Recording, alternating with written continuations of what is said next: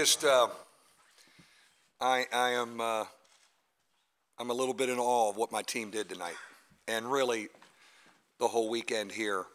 To be down on 9 and come out of that timeout and get maybe 7, 8, 9 stops in a row when it looked like we couldn't guard them, and then put that together with beautiful basketball, which we've played all year, and ball movement is it was a lightning strike to watch it. And you know, to win the championship going through Duke and North Carolina on Tobacco Road, I think is extremely powerful. It's really powerful for our program. We've never won a conference tournament championship. Of course, you know, we weren't in a conference, but 18 years. But to be part of the first one, it's I'm really proud. And, you know, these two seniors have set the tone from June on. Questions? Raise your hand. Let's get a handheld mic to you. Let us know who you are, who you're with. Front row, first one. JC Zumbo from Blue and Gold Illustrated. The run that you guys had, was that pretty much the essence of what this team has been all season? Yeah, I think we really combined, you know, defense with just a great attacking offensive run. Now, like last night, we got to the bonus quick, you know, because we were driving that ball. So getting to the foul line helped us too. But I think Demetrius and Jerian were really able to get into the lane when they needed to. And it put a lot of pressure. They got fouled, but then they started kicking to shooters. And I love how fearless we are when we step up and take big-time shots. We've done that all year, though. We really have. Or left. Jeff Loughlin, Triad City Beat. For coach and for players, anybody wants to answer, was there a point on or off the court during the run that you just thought, what just happened? We were down 9 and then up a bunch. Jay, you take that one. You talked about it. Oh yeah, I really didn't know what happened. You know, I know I seen us down 7 or 9, and I looked up at the scoreboard, and next thing you know, we were up 3. You know, it was kind of a blur. You know, but when we get into the zone like that, you know, it's really no stopping us. You know, offensively we know we can score. It's easy. I mean, it's the way we play is really unselfish. But you know, when we're getting stops like that and running, you know, we can score so quick, and it's almost like a blur.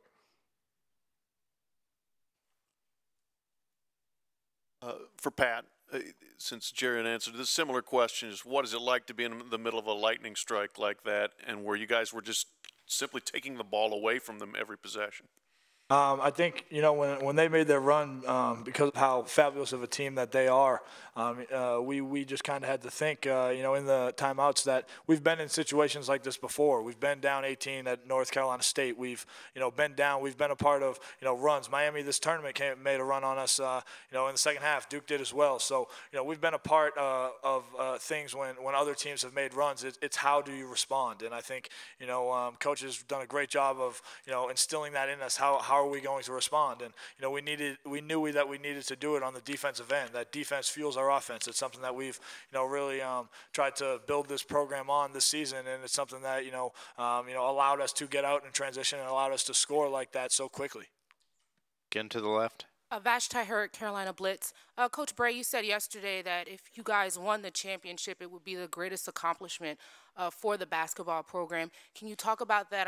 And do you still feel that way? And also, has been playing in the ACC, has that made your squad tougher?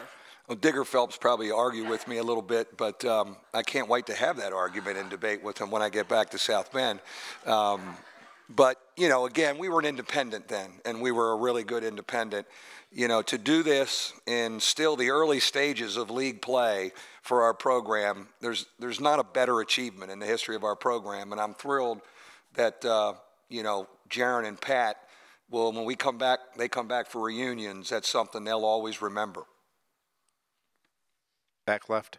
Powell Latimer with the Greensboro News and Record. For Pat, I think the go-ahead 3 that you hit was after about 4 or 5 passes around the perimeter in about a half a second. You guys had a bunch of those plays today. When you're standing there and watching the ball whip around, I mean, do you feel like that's coming, or I mean, how quickly does that happen for you guys on the court? It's something we work on in practice. Our assistant coaches are fabulous at getting us, game shots, even if it's just in shooting drills. So, we work on one more pass. And, I think Steve was the one to knock down the one to tie it where we ripped the ball across the, perimeter for literally 3-4 passes. And I think that was, something that we just knew it was going in. I held up 3 fingers before he even shot the ball because, we take one more to the next level. It's something that, it's a really unselfish team that we have. All 13 guys in there have, one goal, and that's to win. We don't care who does the shooting, who does the scoring, who does, anything on the offensive end. We just know we all need to dig together on the defensive end. Yeah, Kip Coons for the Raleigh News and Observer. Pat, when you have to guard a much taller player man-to-man, you've done this all year, but what do you need to do to make it work and exploit his size to your benefit?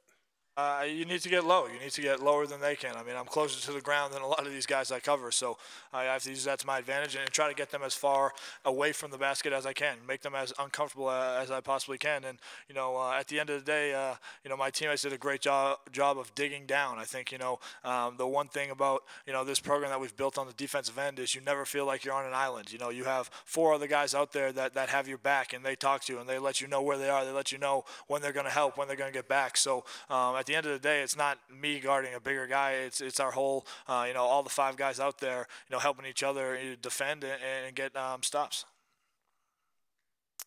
Viv Bernstein, New York Times. For the players, the coach talked about the gravity of beating a Duke and a Carolina on Tobacco Road and what it means to him, but he's lived it, and you guys haven't. So I wonder if you have any sense of what it means and if you felt that pressure of having to win here and against those teams, or it wasn't that big a deal for you as maybe it was for your coach. Steve first, then Jerian. Yeah, I think, growing up, Duke and North Carolina, 2 premier programs, not only the ACC but in the country. So, anytime you beat them, it's big. But we came in with a lot of confidence this tournament, beating both those teams during the regular season. And, with the leaders we have and the way we've been playing all year, we came in here with a certain confidence, and we play with an edge, just like the coaches have been talking about. So, yeah, we knew it was big to beat these guys, but I think we came in here with the confidence and ready to attack that opportunity. Jerian? Oh, yeah. We could hear it from the crowd. Obviously it was a lot of Carolina fans in there, and we almost took it as a road atmosphere, and we played well on the road. So we like Steve said, we had a lot of confidence going in. Front row. JC Zumbo, Blue and Gold Illustrated, for Coach and Jerian.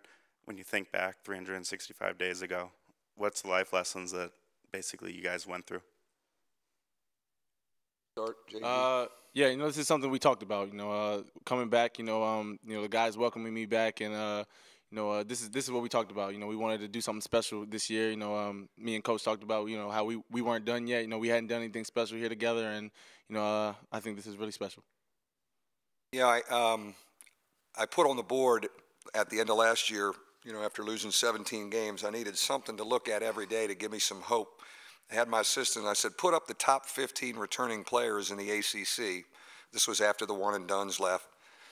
And Grant and Connaughton were easily on that list. And I made sure I walked by that every day because I'm looking and going, all right, we got a place to start with those 2 guys. And I thought they'd be great leaders. They've been even better than I can ever imagine. They have kind of run this ship, and it's one of the great stories in college basketball. They're 2 unique stories. Jerian's story is just a feel-good story. And but we've come a long way since getting knocked out of here by 3 o'clock Tuesday a year ago by Wake Forest and limping up to my room with the returning guys to talk about putting the ship back together. Yeah, Mike, Kip Coons again for the Raleigh News and Observer. There was a brief stretch in the second half where you used both of your bigs at the same time. For the most part, you avoided that temptation. Why did you go to it, and did it not work, or do you just not feel comfortable with it? I thought we may. You're looking and going, okay, to help us rebound and help us defend their bigs. Your natural instinct is to go big, and we tried it a little bit. But what it does do is it really changes us offensively. And yeah, we played great D, but part of that lightning strike and part of them having trouble playing against us was we were in such a rhythm offensively, that breaks your spirit a little bit. And, you know, we've had teams in the past that have played like that. This team does it at a whole nother level. And so great offense like that is part of your defense. And I felt we needed our small guys, Pat as our second big. So the floor was really spread for Jerian and Demetrius to drive and kick. And that's what we got into there in the midst of that run. Second row in front of us. Jack LeGuin from Zag's blog. One guy who's actually not up here is Zach August, and he played really, really well today against their bigs. Can you kind of talk about his performance? You know, he was great last night against Okafor. He gave himself up and fouled out playing post defense, and he's taken it to a whole nother level. I think that's another major reason we won this thing. He is really consistent, focused. I'm thrilled how he's playing right now, and you know, he was great both nights. Back left. Mike, Pat Forty from Yahoo Sports. Steve a minute ago said we play with an edge. Does this team maybe have, and especially your senior leaders, have a little more edge than some of your previous teams? Yes. Yeah, there's no question. There's a little toughness and an edge about this group. You know, certainly our two seniors have it. This guy here, I know there's a commercial about the baby-faced assassin, but this guy here from Jersey, you know, he grows his hair out long in the summer, so he tricks everybody. But he's a killer. He's a flat-out killer. Demetrius Jackson is a killer. August is starting to develop that edge, and Bonzi Colson is another one. So we have really got a tough group, and our toughness level is the highest it's ever been, mentally and physically. Front row. JC, Blue and Gold Illustrated. Obviously 6-1 against the Tobacco Road teams. One at Louisville, Michigan State, Purdue. What kind of resume is this, and could it be a number 2, number 1 seed? No, I mean, I told our guys, don't worry about the seed. You know, like we're thrilled we're going to be in that thing, and we'll go wherever they send us and play. We have won away from our place. We have had great wins.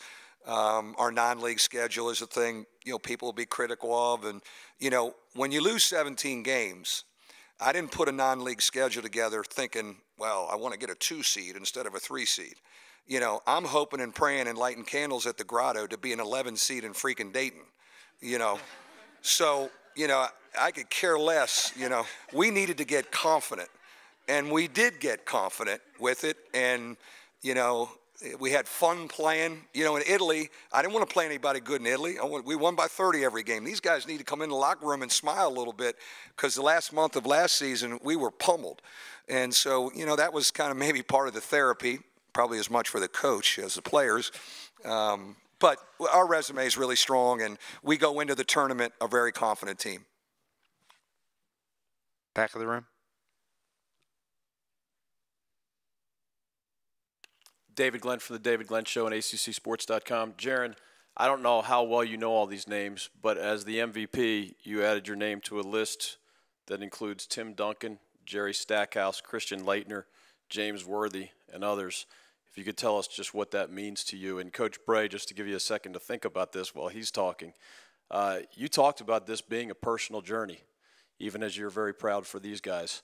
If you could tell us kind of who flashed before your eyes in that long journey as you finally got to the sort of the end of the rainbow. Jerian.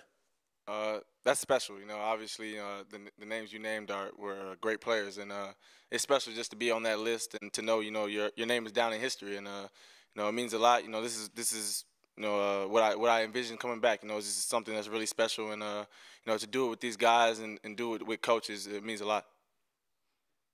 Yeah, I mean, you know, you grew up a Maryland basketball fan and an ACC guy, certainly 8 years at Duke. You know, have a lot of respect for the league. Never in my wildest dreams did I think I'd be coaching in the ACC from the University of Notre Dame. That's how crazy league expansion is. But, you know, to win a championship in this league, it does mean a lot. You know, personally, I'm really proud. I had a Lefty Drizel flashback, though, and many of you old-timers, or maybe not so many old-timers, will remember this.